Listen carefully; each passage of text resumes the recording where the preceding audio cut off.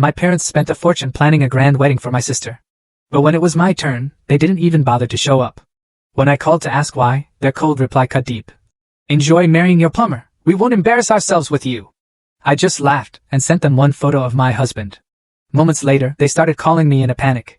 My name is Kitty Williams, and at 30 years old, I honestly thought I finally understood what family meant.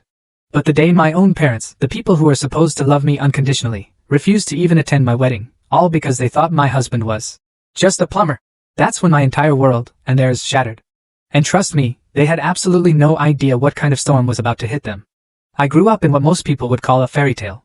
Our family mansion sat on 3 sprawling acres in Beacon Hill, one of Boston's most exclusive, most prestigious neighborhoods. My father, Richard Williams, and my mother, Eleanor, built Williams Property Development from absolutely nothing into an empire worth over $200 million. From the outside, we truly had everything. We were the picture of success. But inside those perfectly decorated walls, it was a completely different story. From my earliest memories, I never, ever felt like I was enough. My sister Sophia, 2 years younger than me, somehow embodied everything my parents valued. She was naturally graceful, effortlessly socially adept, and seemed to intuitively understand the unspoken, often ridiculous, rules of high society.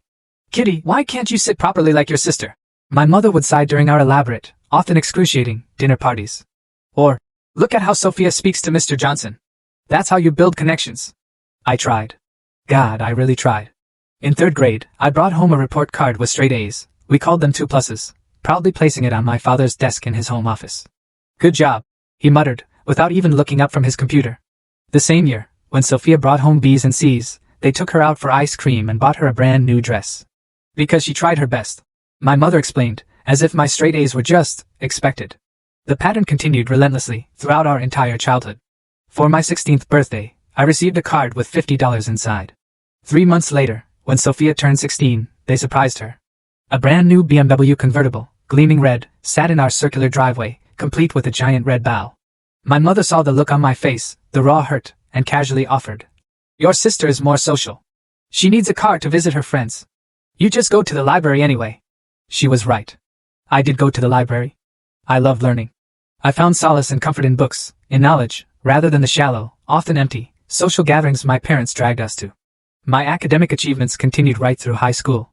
I graduated as valedictorian with a full scholarship to Boston University. My parents attended the full story added in below.